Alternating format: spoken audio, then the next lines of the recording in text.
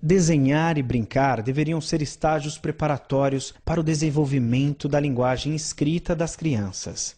Os educadores devem organizar todas essas ações e todo o complexo processo de transição de um tipo de linguagem para outro. Devem acompanhar esse processo através de seus momentos críticos, até o ponto da descoberta de que se pode desenhar não somente objetos, mas também a fala.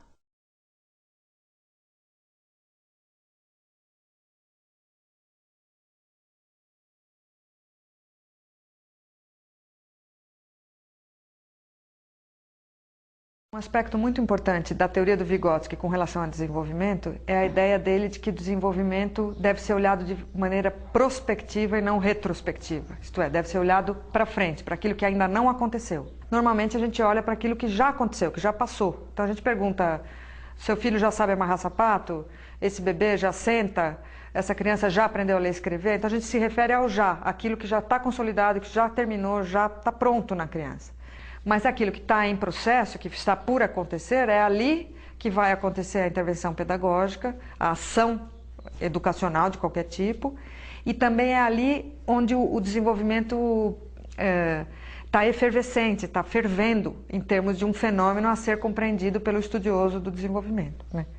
Então, para esta questão, quer dizer, esta ideia básica do Vygotsky, na verdade, toma corpo num conceito que é típico da teoria dele, que é muito conhecido, que é o conceito de zona de desenvolvimento proximal ou potencial. Para explicar essa zona, ele trabalha com dois outros conceitos. Ele fala no nível de desenvolvimento real, que é o nível de desenvolvimento até o qual a criança já chegou, que é o tal do desenvolvimento passado, ou olhar retrospectivo, quer dizer, aquilo que ela já tem. Na outra ponta, a gente teria o que ele chama de nível de desenvolvimento potencial, que é aquilo que a criança ainda não tem, mas que a gente pode imaginar que está próximo de acontecer, né? Que está num horizonte próximo, não muito longínquo. Geralmente a gente sabe que estão tão próximas porque a criança consegue se relacionar com aqueles objetos de conhecimento e de ação, não autonomamente ainda, mas com ajuda, com instrução do outro, com a intervenção de um parceiro mais experiente.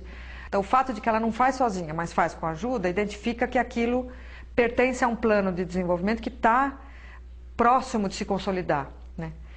E daí, entre aquilo que já está pronto e aquilo que está presente em semente, é que o Vygotsky localiza essa chamada zona de desenvolvimento proximal, que é um pedaço do desenvolvimento que permite, quer dizer, que é o mais interessante em termos de desenvolvimento, porque é onde o desenvolvimento está acontecendo agora, e é o que permite a intervenção, quer dizer, é ali que a gente pode pôr o dedo para operar transformações. A zona de desenvolvimento proximal define aquelas funções que ainda não amadureceram, mas que estão em processo de maturação. Funções que amadurecerão, mas que estão presentemente em estado embrionário.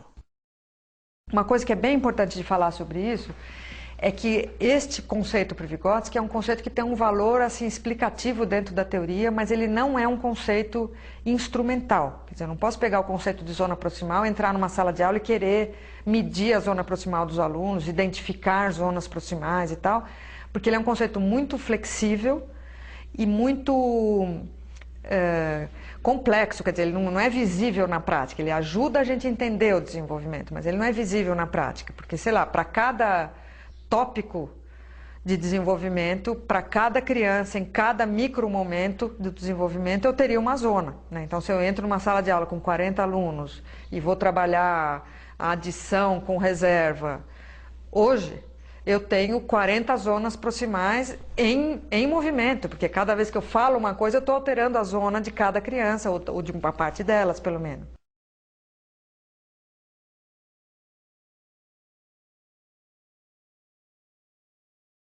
Um aspecto muito peculiar assim, da teoria do Vygotsky, muito central nas concepções dele sobre desenvolvimento, aprendizagem e tal, é a importância da intervenção das outras pessoas no desenvolvimento de cada sujeito. Então aqui entra uma coisa bem importante para o Vygotsky, que é assim, a importância desse mundo humano, dessa cultura, do outro social e tal, mas não em termos de um ambiente onde o sujeito está simplesmente imerso, né? Não é como se fosse um caldo onde a gente tivesse posto lá dentro e passivamente fosse absorvendo informações do ambiente. ele coloca uma posição muito ativa, primeiro, para o próprio sujeito, quer dizer, ele está se relacionando com um mundo de informações, significados, modos de ser, rumos de desenvolvimento e tal, onde ele também age, né? Ele não é um ser passivo que recebe passivamente a informação do mundo, mas a cada momento da história dele, ele é um sujeito pleno que retroage, que age sobre o ambiente, que dialoga, que impõe significados, que traz a sua subjetividade, seu modo de ver o mundo, a sua própria história, na relação com aquela situação de aprendizagem que promoverá desenvolvimento, né? E, além disso, a influência do ambiente também não está se dando de uma forma só por imersão, quer dizer, o sujeito não absorve informações do ambiente, de um ambiente que é passivo.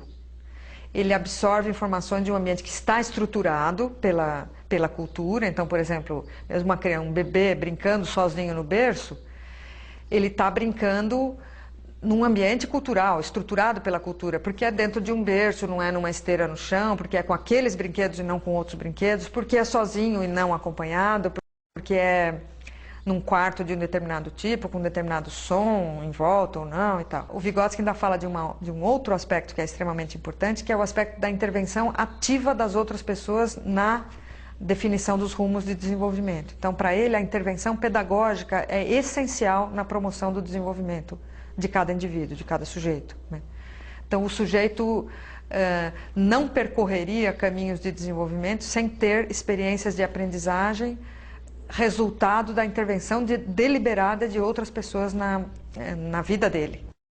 Interferir intencionalmente no desenvolvimento das crianças é importantíssimo na definição do seu desenvolvimento. Então, o sujeito depende dessa intervenção para se desenvolver adequadamente nos rumos que aquela cultura supõe como os rumos adequados para o desenvolvimento. Desenvolver-se numa sociedade que tem escola é diferente de desenvolver-se numa sociedade que não tem escola, por exemplo. Então, a escola, na sociedade escolarizada, é um locus cultural extremamente importante para a definição dos rumos de desenvolvimento. E a intervenção pedagógica é essencial na definição do desenvolvimento do sujeito.